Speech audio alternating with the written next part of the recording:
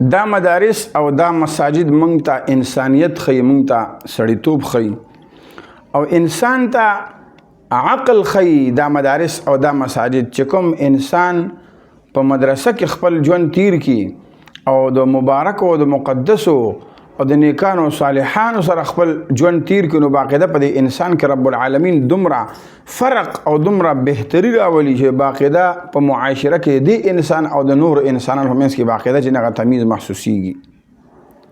او د انسانیت او د خسړیتوب داسې یو شی چې دا ګوره په پیسو نه میلاویږي او نه دا په قیمت انسان ته میلاویږي چې کله پورې یو انسان د مجلس اختیار نه کړي د علماء کرامو. پیغمبر علیه الصلاۃ والسلام فرمایي ولکل مجلس تاثیر، د هر یو مجلس لپاره خپل خپل یو اثر وي. او چې کله یو انسان د نیکانو خلکو په صحبت کې کینی، الله رب العالمین دا انسان نیک کی.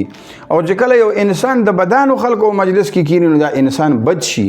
یو انسان دی وړي کې ماشوم دی رالوي شي لغونه د تمیز پکې راغی لک پوه شو او دو دا خپل ناس د علماو سره جوړ کړه، په مدرسو کې جوړ کړه، د مدرسې ته راځي، د جمعات ته راځي، د استادانو سره لیک ساتي.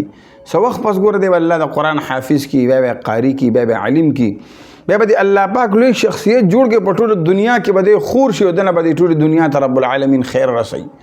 او دغه رنګ یو بل انسان ته وګوره چې هغه د چرسیانو سره، پوډریانو سره، د غلو سره او د خرابو خلکو سره خپل تعلق ساتي. څه وخت پس ګوره دا سړی بخپله چرسي دی، بخپله پوډري دی، بخپله یو خراب سړی محترم. خو چې څومره مجلس خرابو دا انسان به دومره خراب جوړیږي. که یو اسې عام ماشومانو سره ګرځي، هغې په اخلاقو کې په خبرو کې لږ کنزل وي یا سې یو بده وینی هغه بده کې راځي. که یو د هغې نه په غټ خراب مجلس کې کینی، بعضې خلک هغه مثلا چرس کی پوډر استعمالی، نو دکې به هغه نشه راځي. بعضې خلک هغه د غلو ډاکوانو په مجلس کې کیني، هغې نه غله ډاکوان جوړ شي. که بالفرض څومره خراب مجلس نو خراب سړی ته جوړیږي، او چې ښه مجلس نو الله د انسان نه بهترین سړی جوړ کی.